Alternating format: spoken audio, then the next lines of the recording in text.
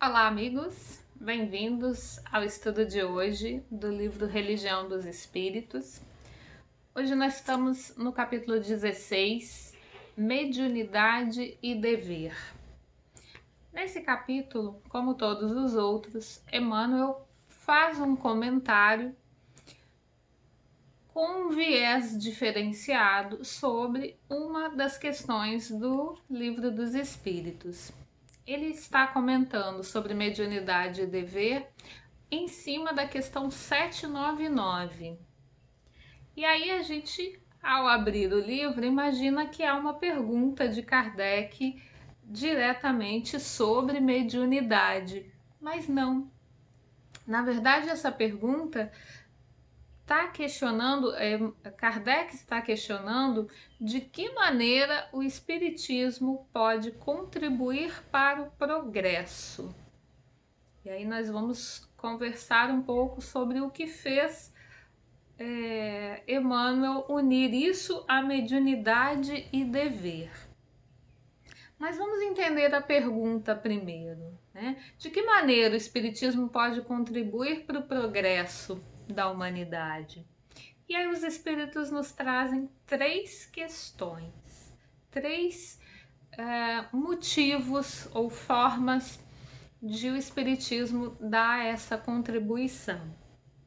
Primeiro, destruindo o materialismo, que eles designam como uma das chagas da sociedade, um dos grandes males, uma das grandes feridas da nossa sociedade é o materialismo. Destruindo o materialismo, o Espiritismo faz os homens compreenderem onde está o seu verdadeiro interesse. Sem o materialismo, nós deixamos de nos perdermos em buscas de coisas materiais, de status materiais, posições sociais que atendem tão somente ao materialismo, né? E aí a gente cai lá naquelas chagas da humanidade, também trazida pelos espíritos da Pleiade, que participou da codificação do Espiritismo, em que as chagas da humanidade são o orgulho e o egoísmo. O materialismo também nos leva a essas chagas.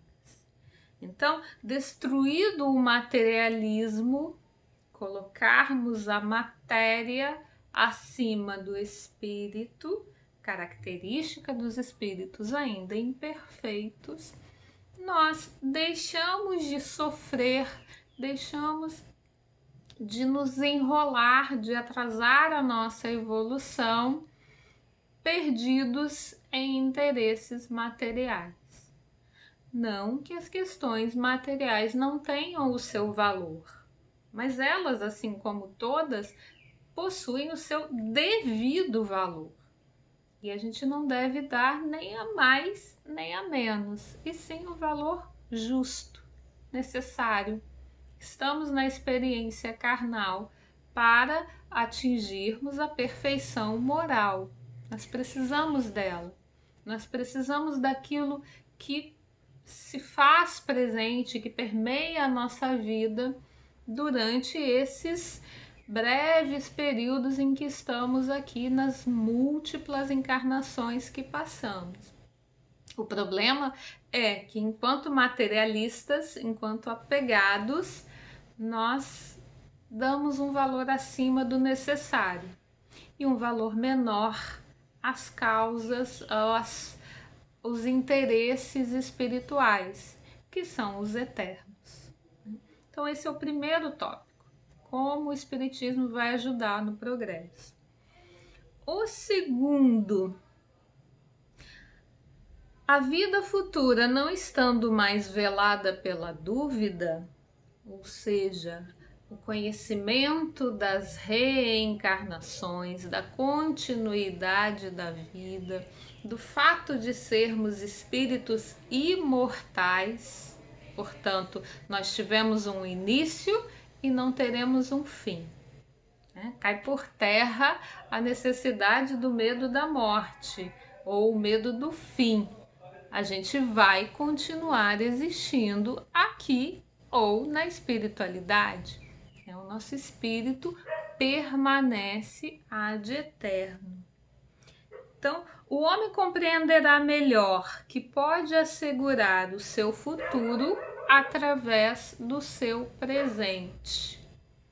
Ou seja, eu posso mudar o meu futuro a partir das ações e decisões que eu tenho agora no meu presente. Eu tenho autonomia sobre o que eu vou encontrar lá na frente. Através do exercício do meu livre-arbítrio, eu posso escolher o que eu quero ter, o que eu quero vivenciar, como eu quero viver. Eu posso escolher.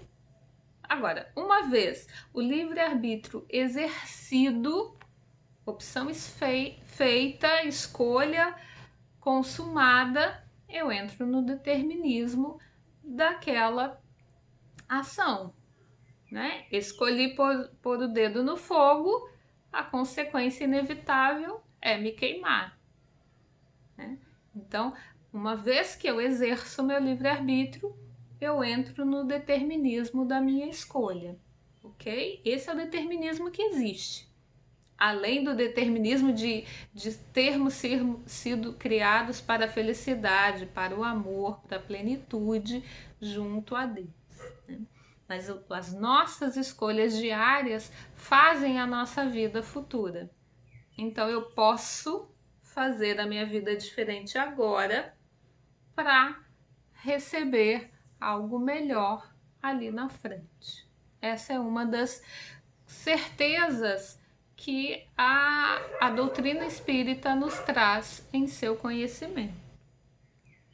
O terceiro ponto que os espíritos nos trazem é a destruição dos preconceitos de seita, de casta, de cor, de todos os outros preconceitos que nós possamos imaginar ou verificar na nossa sociedade.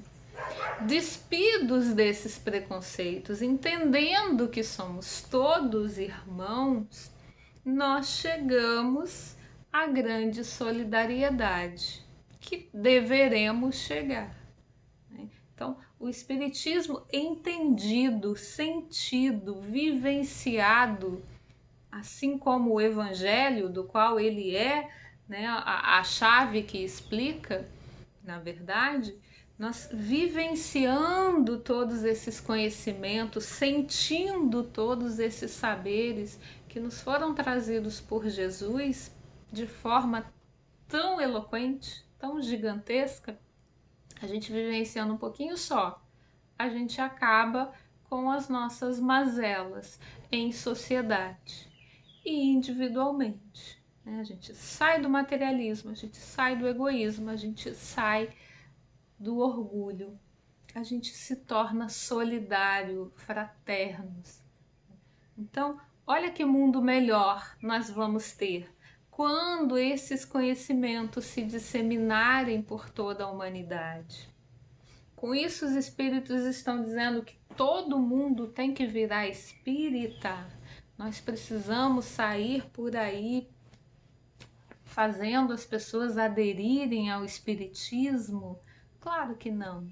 São conhecimentos universais. O amor é universal.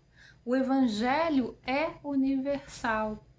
Há muitas pessoas que vivenciam o evangelho sem saberem que estão seguindo aquilo que Cristo recomendou, né? Não tem ali a nomenclatura, não tem o conhecimento mundo afora a respeito de Jesus, por exemplo, mas está fazendo bem, está sendo fraterno, está sendo amoroso, está atuando em prol do outro, está tendo uma vida útil, né? Tendo um trabalho útil para a humanidade dentro do seu campo de ação, então já está fazendo. Não precisa ter ali a plaquinha de eu sou espírita colada, tipo um slogan na camiseta, né?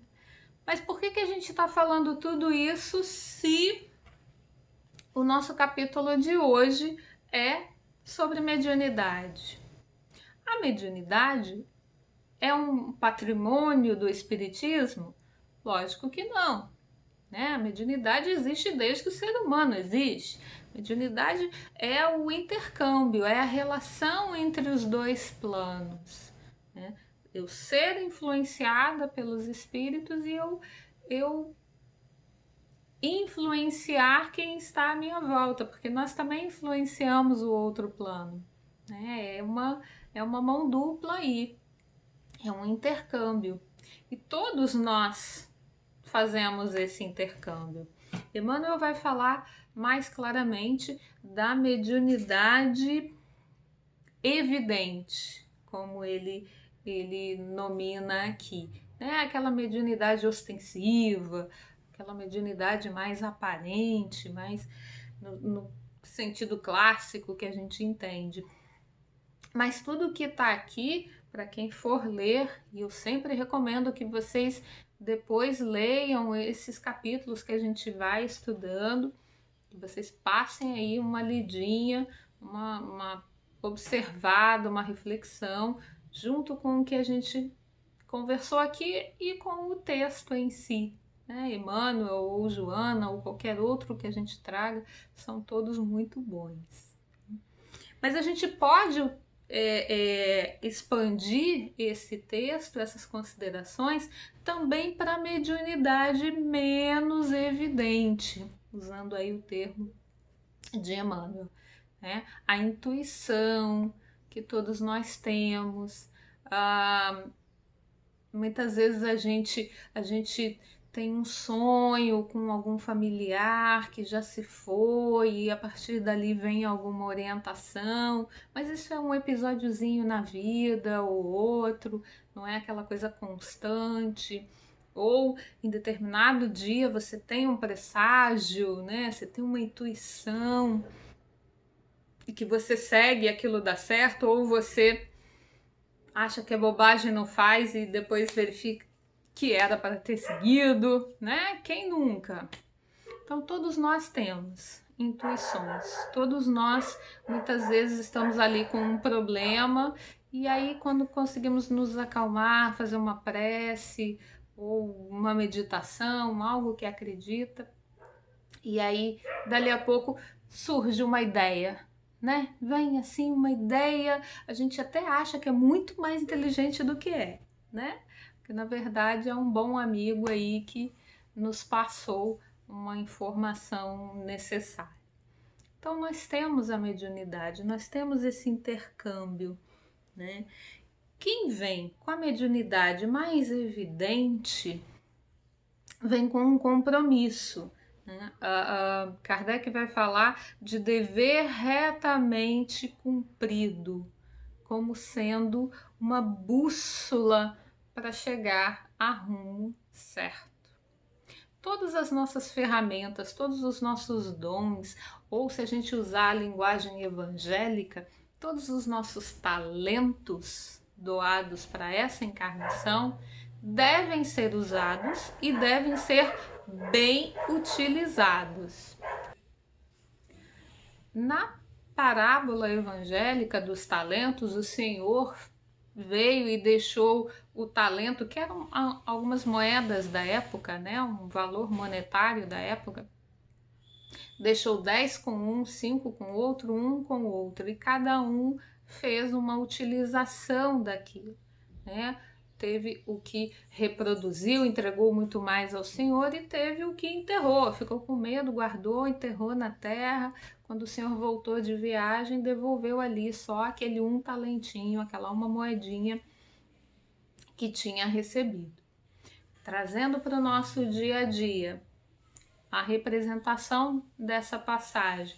Nós recebemos os nossos talentos quando recebemos esse corpinho, né? A gente recebeu o talento da fala, o talento da audição, o talento da visão, o talento da inteligência, o talento do bom humor, o talento de poder distribuir uma mensagem de consolo, Todos nós temos talentos. O talento do exemplo pelo trabalho.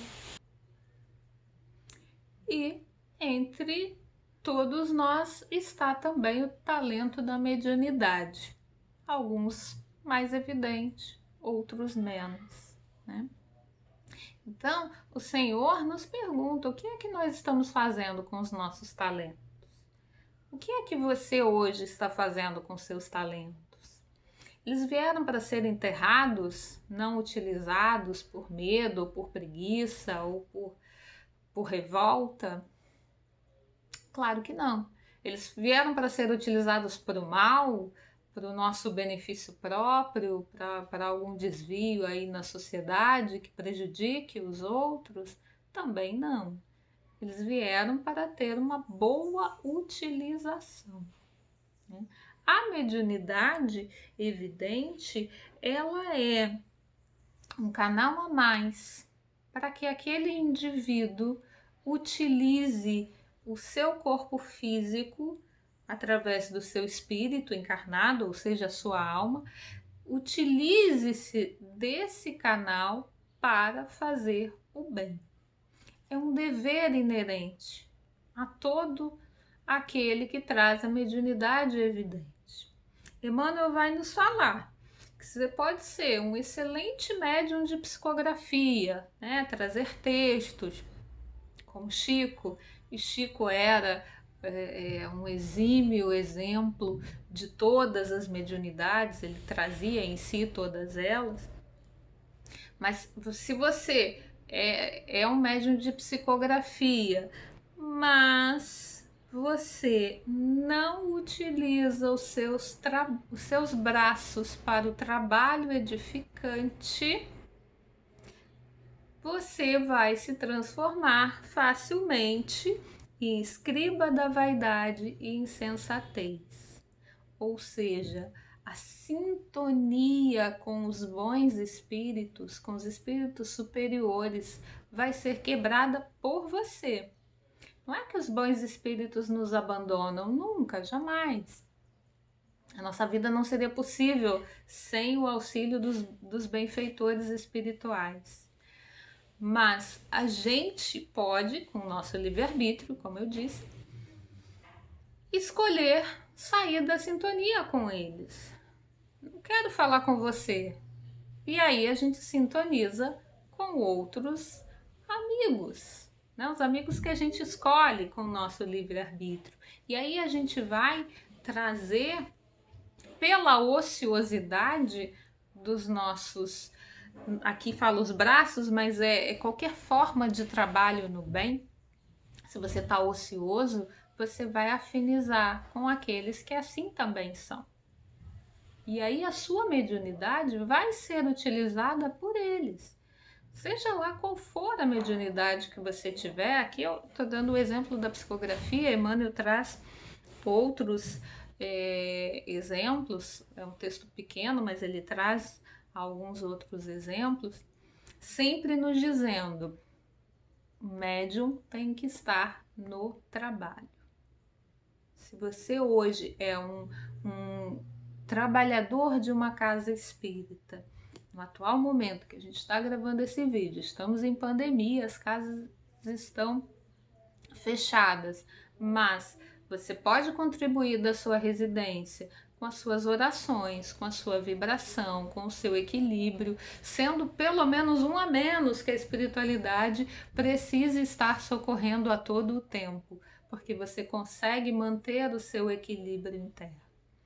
Mas em condições de poder trabalhar presencialmente, né, quando tudo normalizar da forma em que normalizar, né, eu não queria usar o termo novo normal, mas é a maneira como a vida se configurar pós pandemia. Se você se mantém fora do auxílio, se você se mantém, em outras palavras, fora daquilo que leva ao progresso da humanidade pela contribuição do espiritismo, você está fazendo um mau uso do seu talento. E por consequência, você vai arcar com os resultados disso. Primeiramente com as companhias que você vai escolher. Você tem uma intuição, mas você deixa a sua mente tão perdida, vagando, né? Como um balão solto, né? Que a gente não fica ali coordenando, segurando, vida para cá, vida para lá. Se você deixa a tua mente ser tomada aí pela ociosidade ou pela revolta, pela incompreensão, pelo desânimo, pela preguiça, pela inveja, olha quanta coisa. Se a gente não cuidar, a nossa mente é tomada. Então você vai virar mais um radinho aí sintonizado com tudo isso que você está emitindo. As leis naturais são muito lógicas, né? Elas são muito simples em si. Aquilo que eu emito, eu recebo. Então, o que é que você está emitindo para o mundo? É o que você vai receber. E aí você vira para mim e fala: ah, Jane, mas poxa vida, eu tenho recebido tanta pedrada, é tanto problema, é tanta confusão, eu não faço nada, eu tô quietinha aqui no meu canto. Por que que essa doença veio? Por que que esse problema financeiro apareceu? Ou por que que surgiu esse vírus no mundo inteiro que mudou tudo? O que que eu tenho com isso? O que foi que eu fiz? Se você está inserido em determinado contexto, há algo sim nesse contexto que diz de você. Se hoje você não está mais em tanta sintonia com o que está aparecendo em volta de você, em algum momento você teve essa sintonia. E há algo em você que ainda precisa ser modificado neste ambiente em que você está. Necessariamente, pela lógica, a nossa resposta a qualquer pergunta da vida precisa ser sempre o amor e o bem, a prática do bem. Aquilo que eu quero para mim, eu tenho que querer para os outros. Este é o dever. Não adianta eu querer um mundo melhor só para mim. Eu tenho que querer para todo mundo. Não adianta eu esperar que esse progresso que o Espiritismo vai contribuir, ou essa contribuição para o mundo que o Espiritismo vai trazer, venha só para mim, ou venha só para minha casa espírita, ou venha só para minha família, ou venha só para os meus amigos, para o meu país. Eu tenho que querer para todo mundo. Eu preciso contribuir. A mediunidade é uma oportunidade magnífica de recuperarmos aí muitos erros no passado, quem sabe muitos milênios até no egoísmo, no materialismo. E é uma chance de eu exercitar o bem a muitas pessoas. É um talento que, se não for cuidado, é como um jardim, que se não for ali aparado, né, tem plantinha que precisa ser arrancada porque faz mal, porque não é o lugar para ela, porque ela nasceu do lado de uma outra que ela mata a outra, então a gente tem que separar, né, põe uma florzinha para cá, põe uma outra mais venenosa, que é bonita também, tem essa utilidade, mas precisa ficar ali num outro lugarzinho. Tem aquela que precisa ser retirada, adubar a terra, molhar na quantidade certa, enfim. Cuidar do jardim, da sua mediunidade, da sua relação com o mundo extrafísico, com o plano espiritual, seja ela no nível que for, é um dever seu e é um dever diário. Não é só quando você está num lugar religioso. Pelo contrário, todos os lugares são religiosos, né? Desde o Antigo Testamento, Deus, através da espiritualidade superior, vem tentando nos auxiliar a entender que o templo é todo lugar. reino de Deus é dentro de nós e fora de nós. Assim como Deus está em todos os lugares são sagrados. Principalmente o nosso pensamento, o nosso sentimento, o nosso mundo interno. Porque é ele que a gente exterioriza em tudo que a gente faz nesse mundo. Então, cuide da sua mediunidade, da sua relação com a espiritualidade, atendendo ao dever que te cabe nessa vida. E assim, fazendo ali o nosso passinho, o nosso miudinho, nós estaremos contribuindo para o progresso da humanidade, né? A cada ódio que eu não destilo para o mundo, ao invés disso eu espalho um pouco de paz, um pouco de harmonia, já é uma contribuição. Então, cada um tem aí o seu quinhão, a sua porção de contribuição a dar. Seja ela pequena, média, grande, não importa, é sua. Então, faça. Ficamos por aqui hoje e continuamos no próximo episódio com um pouco mais de religião dos espíritos. Um abraço a todos e até o próximo.